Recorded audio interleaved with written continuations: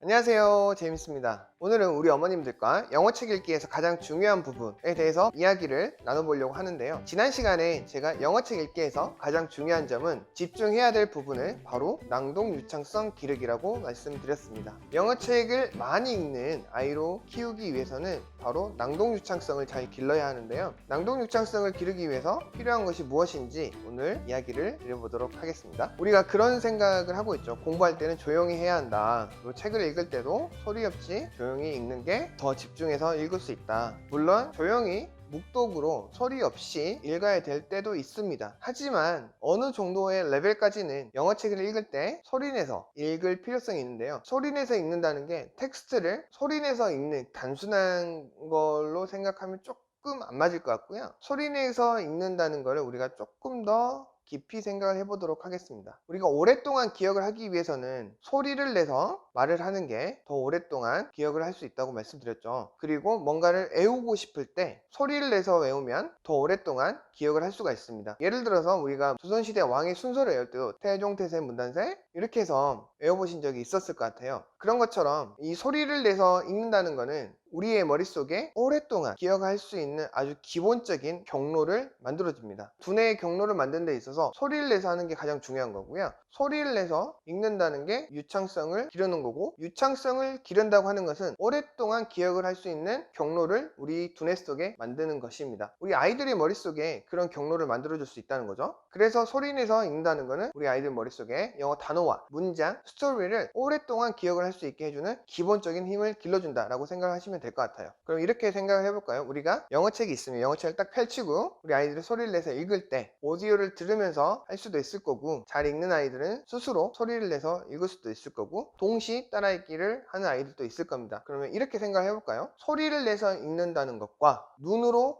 읽는다는 것, 그리고 의미 파악이 된다는 것, 이게 소리를 내서 읽으면 동시에 이루어집니다. 그러니까 내가 영어책 읽기를 할 때 온전한 나의 목소리로, 편안한 목소리로 정확하고 나의 읽기 스피드에 맞춰서 영어의 텍스트를 읽어낸다고 하는 거는 동시에 내가 낸 소리를 내가 들을 수 있다는 거죠. 그러면 내가 내는 소리를 내가 듣기 때문에 시각적인 것과 청각적인 게 동시에 일어나는 거고요. 그와 더불어 동시에 일어날 수 있는 게 바로 사고력입니다. 그러니까 내가 소리내서 읽음으로써 머릿속에서는 그 스토리의 상황들이 그려지면서 이미지가 펼쳐지면서 지나갈 수가 있게 되는 거고요. 그렇기 때문에 내가 소리내서 읽는다는 게 단순하게 이 글자만 읽는다는 거는 말씀드리는 게 아니다 라는 거를 이해하시겠죠. 그러니까 소리내서 읽는다는 게 유창하게 하는 건데, 유창하게 읽는다는 거는 단지 발음 좋게 읽어내는 거는 아니에요. 소리내서 읽기를 기초적인 단계에서부터 우리 아이들이 한다고 하면 동시에 텍스트를 보고, 텍스트를 본 거를 내가 읽은 소리를 내 귀가 들을 거고, 내 귀가 들음으로써 그게 바로 머릿속에서 사고력, 생각하면서 스토리가 지나갈 수 있게 된다는 거죠. 이게 바로 낭독 유창성, 유창성을 기르는 아주 기초 작업이라고 생각을 해주시면 될 것 같아요.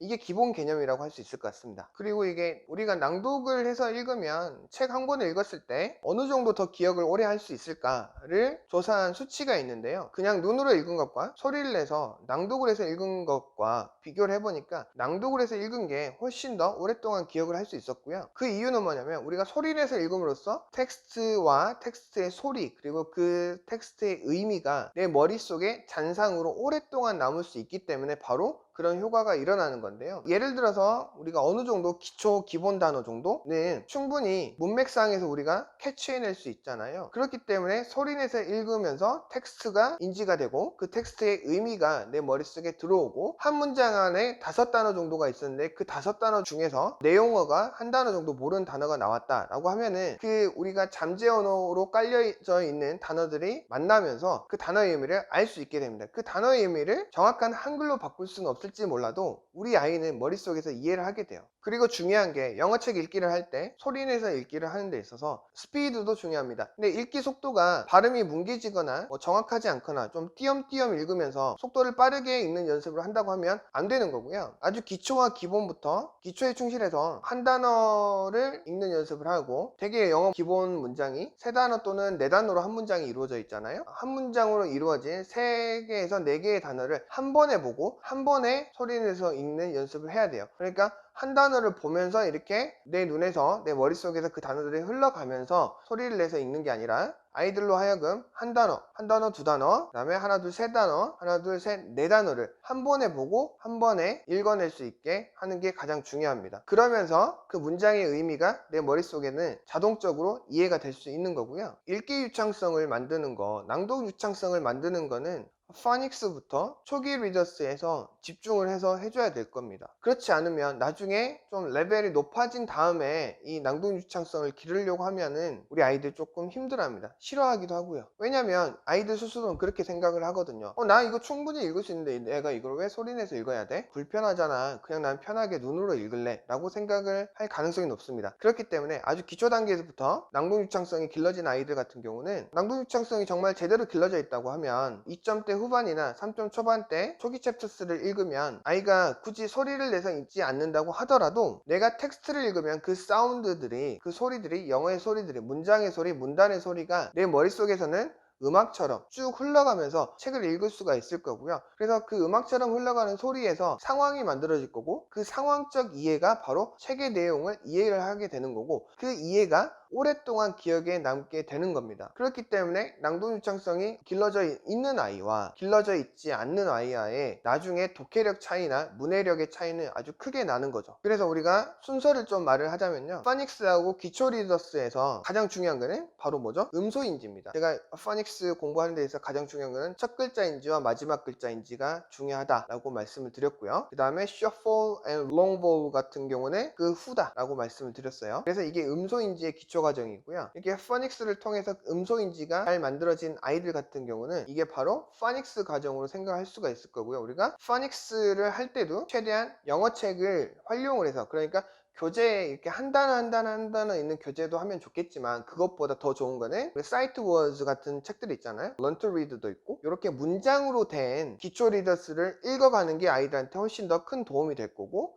그게 바로 파닉스를 잘 끝낼 수 있는 지름길이에요. 그러니까 교재는 솔직히 하나, 둘, 세 개 딱 끝나면 뭐 상중하 1, 2, 3권을 끝나면 파닉스 끝났어요 라고 우리가 말을 할 수 있는데, 그거는 교재가 끝난 거지 파닉스가 끝났다라고 볼 수 없는 거거든요. 그렇기 때문에 음소인지 과정이 들어가면서 파닉스가 책으로 할 수 있으면 좋을 거고, 그 다음에 바로 중요한 게 유창성입니다. 유창성이 길러진 다음에 우리 아이들의 어휘력이 길러지는 거고요. 어휘력이 길러진 다음에 이해력이 생깁니다. 그래서 파닉스와 이해력, 우리 어머님들이 원하시는 건 이해력이잖아요. 가장 마지막 단계, 책을 읽고 이해하고 퀴즈를 잘 맞추고 독해력이 생기는 거, 수능도 잘 봐야 되니까. 그러면 그 중간 역할을 해주는 게 바로 유창성입니다. 낭독 유창성이 길러져 있을 경우에는 어휘력 기르는 거에도 큰 도움이 될 거고요. 단어를 많이 잘 알고 있을 가능성이 높아지고요. 그 단어를 통해서 이해도도 높아질 가능성이 높아지는 겁니다. 그래서 우리가 영어책 읽기를 할 때 유창성 측면에서 영어책 읽기를 할 때 소리내서 읽기는 첫 번째 음소인지, 아주 가장 작은 소리 단위, 첫 글자와 마지막 글자인지와 단모음하고 장모음을 공부를 하게 되고요. 그 다음에 파닉스를 할 때도 문장 단위의 책을 읽어가면서 공부를 하면서 교재를 보충으로 서브의 개념을 하는 게 제일 좋습니다. 교재가 메인이 되고 책이 서브가 되면 너무 힘들어요. 그 다음에 이게 어느 정도 문장을 읽어내기 시작한다고 하면 스토리가 있는 책을 읽으면서 소리내서 읽으면서 하는 겁니다. 소리내서 읽을 때도 어떻게 하면 되는지 조금 이따가 말씀드리도록 하고요. 이 소리내서 읽기 유창성이 길러진 다음에 바로 단어의 뜻들이 머릿속에 쌓이게 되는 거고요. 이 단어의 뜻들이 문장이 되고 문장이 문단이 되면서 문장의 강세를 이해하고 문해력이 생기면서 전체의 글을 이해할 수 있는 이해력도 생기게 되는 겁니다. 그러니까 유창성이 길러진 아이들 같은 경우는 이해력이 굉장히 좋아요. 빠르죠. 소리내서 읽는 게 무슨 이해력에 도움이 되겠느냐라고 말을 할 수 있는데요, 정말 큰 도움이 됩니다. 일반적으로 우리가 이해를 한다는 거는 어떻게 배우게 되죠? 물론 글을 읽고 이해를 하는 것도 있지만 대화를 통해서 이해를 하고, 옛날에는 할아버지, 할머니, 엄마, 아빠가 해주는 이야기를 듣고 우리가 이해하는 방법을 배웠어요. 아주 어렸을 때는 그렇게 하거든요. 그러니까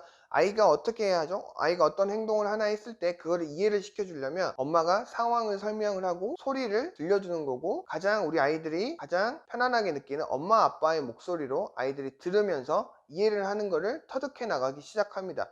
그렇기 때문에 내가 내 소리로 읽는다고 하는 거는 유창성을 기르는 거고요. 그 유창성이 길러진 다음에 내가 소리로 이해하는 거를 배웠기 때문에 이해하는데 큰 도움이 되는 거고, 물론 기억하는 거에도 큰 도움이 됩니다. 그래서 유창성 같은 경우는 소리와 문자를 연결을 해주는 가장 중요한 역할을 하게 되는 거죠. 그 다음에 우리 아이들이 낭독 유창성이 확보가 된 다음에는 굳이 소리 내서 읽지 않는다고 하더라도 그게 확보가 된 다음에는 체계적으로 낭독 유창성을 기르는 아이 같은 경우는 우리가 책 읽기의 궁극적인 목표는 뭐죠? 바로 이해하는 거고, 그 이해를 통해서 내 삶에 보탬이 되는 거고, 뭔가 배우기 위해서 읽는 거잖아요. 그래서 유창성이 확보가 된 것 같은 경우에는 우리 아이들 머릿속에서 본능적으로 책을 읽을 때 이해를 할 수 있는 힘을 기르게 되는 겁니다. 네, 이제 지금까지 말씀드린 거는 낭독 유창성을 기르면 우리 아이들의 머릿속에서 어떤 일이 벌어지고 왜 낭독 유창성을 길러야 되는지에 대한 이유를 말씀을 드렸고요. 제가 다음 시간에는 낭독 유창성을 기르기 위해서 어떻게 해야 되는지 조금 더 구체적으로 한번 말씀을 드려보도록 하겠습니다. 그러면 오늘의 영상이 우리 어머님들께 도움이 되었으면 좋겠고요. 정말 낭독 유창성 정말 중요합니다. 그러니까 우리 아이들이 책을 읽을 때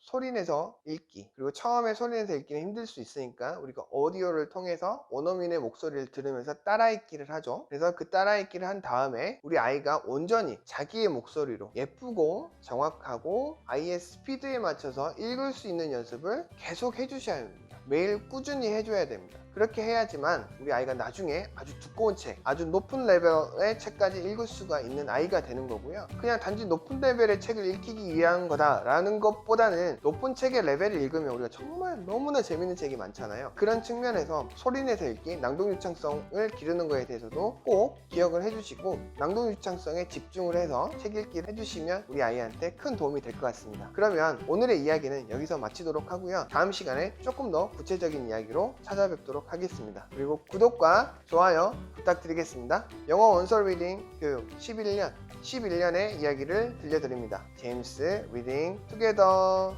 감사합니다. 바이바이. 또 뵐게요.